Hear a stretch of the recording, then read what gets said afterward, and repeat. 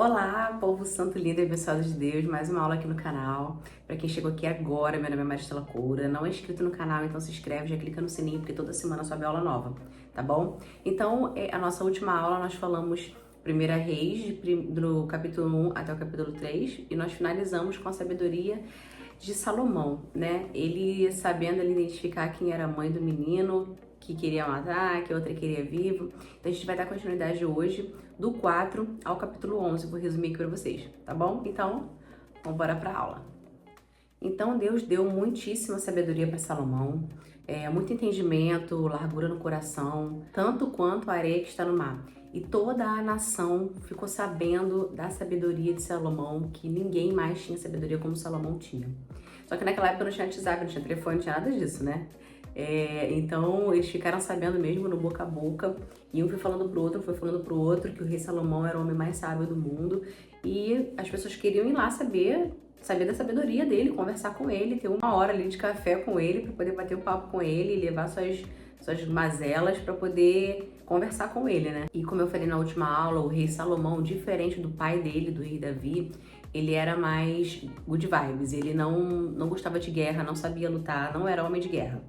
Não era como o Davi. Davi era homem de guerra, bora, vai pra frente da batalha e vai. Salomão não, Salomão preferia ficar na dele e recuar. O rei Salomão assumiu o reinado, Deus já tinha dado um tempo de paz, né, no reinado ali de Davi, e Salomão teve um tempo de paz também no reinado, então não teve guerras, teve paz durante muito tempo. E aí, nesse período, o rei Salomão faz aliança com o rei de Tiro. Eles começam ali a fazer trocas, né? Ele começa a levar umas pedras preciosas, umas madeiras, umas coisas para fazer o templo, né, de Deus, que foi feito pelo rei Salomão. Então, eles faziam trocas. E aí, Salomão dava para ele comida, algumas coisas lá, especiarias que ele precisava. Então, eles fizeram essa aliança, eles começaram a fazer trocas, porque Salomão queria paz. E aí, aconteceu que no 4º ano de reinado de Salomão, ele começou a edificar o templo do Senhor, que era no tempo de Ziv. Ziv era ali primavera, mais ou menos abril e maio. Eu vou fazer um vídeo aqui explicando sobre o calendário de Israel, o calendário judaico, para vocês entenderem o cronograma de tempo, de madrugada, manhã, é totalmente diferente do nosso, tá? Inclusive as estações do ano, que fica o melhor entendimento para vocês. Eu vou gravar um vídeo depois e vou colocar aqui no canal. Mas então foi nesse período, no 4º ano do reinado de Salomão, que ele começou a edificar o templo do Senhor. E então tudo do bom e do melhor entrou no templo, para ser feito ele. Até os pregos do templo eram de ouro. Cedro, a melhor madeira, ouro, linho fino, prata, diamante, tudo feito do melhor. Não tinha tijolo. O templo de Deus não foi feito de tijolo, foi feito de madeira, de cedro com ouro. Nossa, eu nem consigo imaginar a perfeição, né, de cada detalhe, porque duraram anos para fazer esse templo. E aí, nesse período, Deus aparece para Salomão pela segunda vez e fala para ele: porém, esta casa que você está construindo para mim, se você andar nos meus mandamentos, respeitar os meus juízos, obedecer as minhas leis, andar no meu caminho, eu vou edificar perpetuamente a tua casa, como eu prometi para o teu pai Davi. E eu estarei com vocês e com o povo de Israel para todo sempre. E Deus fez essa promessa. Ele fez ali dentro do templo um oráculo, só para colocar a Arca do Senhor, que ficou ali dentro. E ficou tudo muito lindo, tudo com ouro puro, linho, coisas assim, impecáveis. E assim, acabando o rei Salomão de fazer o templo do Senhor, ele começou a fazer uma reforma na sua casa. Ele começou a edificar a sua casa também, colocando a madeira de cedro, linho puro, púrpura, ouro. Então, após o templo, ele já pegou a casa dele para fazer uma reforma também, que ficaram alguns anos ali fazendo. E logo depois, quando ele acabou tudo, os sacerdotes começaram a ir lá. E aí foi aquela coisa maravilhosa, eles oravam, contemplavam, adoravam o Senhor ali dentro, e aí os sacerdotes saindo dali, uma nuvem se encheu ali dentro do templo do Senhor.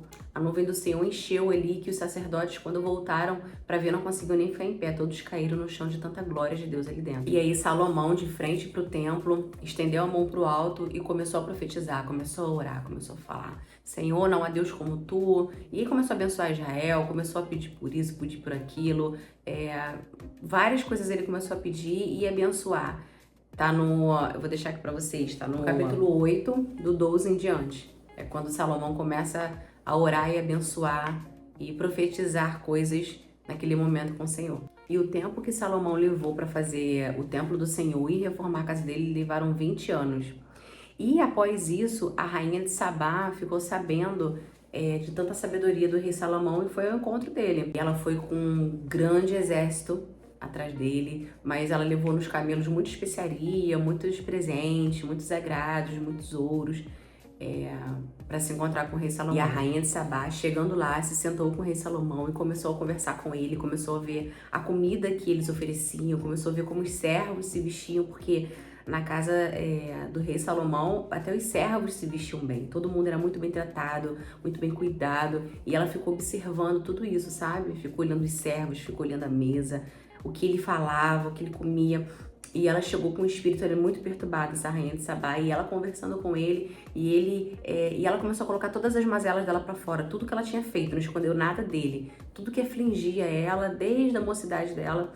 E aí o rei Salomão começou a instruir ela, começou a falar algumas coisas, começou a fazer com que ela começasse a se libertar, e chegou no final que nem o espírito mais havia nela, só com a presença do rei Salomão estando ali e conversando com ela. Na hora que ela foi embora, se despediu, falou: olha, bem-aventurado os servos que moram aqui com você, bem-aventurado aqueles que estão próximos de você, porque tanta sabedoria que você tem, cada palavra que sai da sua boca é um aprendizado, é um ensinamento que você deixa pra gente. Então, nossa, bem-aventurados que estão próximos de você. E aí ela deixou muito presente pra ele, deixou ouro, deixou especiarias, tudo que ela levou, ela deixou lá de presente pra ele. E aí eram tantas coisas que o rei Salomão deu pra ela, em relação a conhecimento, a sabedoria. E a rainha de Sabá foi embora, né? E Salomão deixou com ela muita sabedoria, muita instrução, e ela foi embora feliz da vida. E o rei Salomão excedeu todas as riquezas daquele tempo. Não existia ninguém antes dele que tivesse tanta riqueza. Nem o pai dele, nem o rei Davi foi tão próspero. Ele tinha riqueza em sabedoria, ele tinha muita riqueza de coisas palpáveis mesmo, ouro, linho, púrpura. Muito rico em sabedoria, e em questão financeira também, muita coisa. Só que o grande X da questão agora: Salomão ama muitas mulheres. Aí começa a idolatria do rei Salomão. Ele começa a ficar com mulheres amonitas, edomitas, sidonias e etéias. Tudo quanto é ias e eias, ele se apaixonou. Todas as mulheres que ele via, que ele gostava, ele já se casava. Então ele começou a perder o limite na situação de mulheres e casar com muitas mulheres. E Deus tinha falado para ele não se desviar dos caminhos, porque essas mulheres desses outros lugares adoravam outros deuses, acendiam incenso para ele. Então assim, Salomão começa a se perder por conta de tantas mulheres que começam a se casar. Ele começa a querer agradar todas elas e começa a fazer besteira, começa a idolatria. E dava um total de 700 mulheres princesas que Salomão se casou e 300 concubinas, ou seja, 1000 mulheres. Gente, você ser casada com uma mulher hoje em dia, eu sou mulher e eu tenho consciência social de que não é fácil, né? São duas pessoas diferentes, um homem e uma mulher, que se casam com criações diferentes, com personalidades diferentes, tentando sobreviver os dois juntos no casamento, né? Agora você imagina 1000 mulheres. Então, ele quis agradar todas elas e começou a fazer besteira. Então Salomão começou a fazer o que não era bom aos olhos do Senhor. Deus ficou muito irado com Salomão por conta disso. Que aí ele desobedeceu na questão de que Deus falou para ele não se casar com mulheres de outros lugares, porque elas adoravam outros deuses. E porque ele também começou a fazer parte disso. Ele também começava a ir nos lugares onde acendia incenso. Ele estava ali participando daquela situação toda. Então Deus começa a excitar um exército contrário para poder vir fazer guerra com Salomão, para poder Salomão tomar um se liga. Então teve adversário no tempo de Salomão até o dia que ele morreu. Desde aquele tempo que ele começou a se perder, né, nas questões de mulheres com outros deuses, até o final da vida do rei Salomão, teve guerra, teve batalha, teve luta. E aí Deus falou para Salomão o seguinte: olha, eu fiz uma promessa para o seu pai Davi, que nenhuma lâmpada ia se apagar enquanto tivessem gerações de Davi. Porém, não vai ser você mais que terá o meu reino. O seu filho vai assumir uma tribo. Vou separar uma tribo para o seu filho tomar conta, porque Deus não queria tirar a geração de Davi do reinado, porque Deus prometeu ter sempre uma lâmpada acesa nas gerações de Davi. Então, por amor a Davi, Deus não deixou que Salomão padecesse, mas ele teve guerra e teve luta até o último dia da morte dele. Mas o filho de Salomão assumiu o trono e ficou com uma tribo sendo responsável ali. Então o tempo de reinado do rei Salomão foi 40 anos ali sobre o povo, o mesmo tempo que o pai dele, o rei Davi, reinou 40 anos também sobre o povo. E aí Salomão vem a falecer e deixa seu filho Reoboão como seu sucessor. E aí assim acaba essa aula aqui. Foi bem rápido, né, a trajetória do rei Salomão, teve muitos acontecimentos, mas eu dei uma boa resumida aqui para vocês para ficar um melhor entendimento de que quando o rei Salomão foi pro reinado, teve a sabedoria mais do que todos os outros homens nessa terra, e ele começou a se perder com mulheres, ele começou a se casar com várias mulheres, 1000 mulheres, e ele começou a se perder e se esquecer do que ele tinha que fazer, que era a principal coisa, servir ao Senhor acima de todas as coisas. E aí, até aquele momento, ele não teve, daquele momento em diante, até a morte dele, não teve mais paz com tanta guerra, que veio guerra sobre guerra.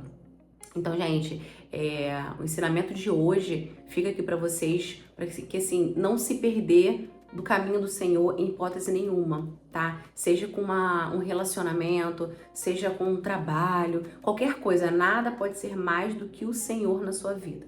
Tá? Se você estiver começando a fazer coisas que você começa a perceber que está saindo do caminho que Deus colocou você, para, respira, pede perdão a Deus, se arrepende e volte. Porque isso é muito importante, sabe? Você se desviar do caminho, às vezes a gente se desvia do caminho sem perceber. A gente começa a colocar pequenas coisas todos os dias na nossa rotina, que quando a gente vai ver, se torna coisa grande, já desviou o nosso caminho, a direção que Deus nos deu. Então, assim, não se deixe desviar. A idolatria, ela não é só com imagens. A idolatria, ela parte de qualquer coisa. Você idolatra até um tipo de roupa, você idolatra até um tipo de calçado, qualquer coisa que seja na sua vida uma coisa que te trave, por exemplo. Esse sapato aqui é a herança da minha avó que morreu, eu não vou dar pra ninguém, vou ficar de lembrar. Isso é uma idolatria, você já tá idolatrando. Então, tudo que você se pegue sendo preso àquilo é um tipo de idolatria. Você gostar de uma pessoa e admirar uma pessoa é ok. Agora você começar a virar fãzíssimo daquela pessoa, isso é uma idolatria, você tá idolatrando aquela pessoa. Então a gente tem que ter cuidado com todas as coisas, né? Não, fanático não é fanatismo, gente. É uma questão de lógica. É uma questão de que tudo que te pegue preso a algo material, pessoas, sentimentos, isso é um tipo de idolatria. Então vamos nos libertar disso, vamos ficar realmente fixados e apaixonados pelo nosso Senhor, fazendo aqui na terra o que Jesus começou, né? Amar o próximo, cuidar, ser bênção na vida de outras pessoas. E assim todos nós vamos caminhando juntos no mesmo propósito, né? Que é fazer a obra do Senhor aqui na terra. Então é isso, povo de Deus. Espero que essa aula tenha sido edificante para sua vida. Manda para o máximo de pessoas que você consegue, para sua agenda aí, para sua página no Instagram, nas redes sociais. Manda, edifica a vida de alguém. São discipulados rápidos e dinâmicos. Vai ajudar muitas pessoas a ter um melhor entendimento da Bíblia. Não deixa de ler a Bíblia também, tá bom? Porque Deus fala muito com a gente na palavra dele, tá bem? Então, tenha uma ótima semana. Edifica a minha vida com a sua presença. E até a próxima aula.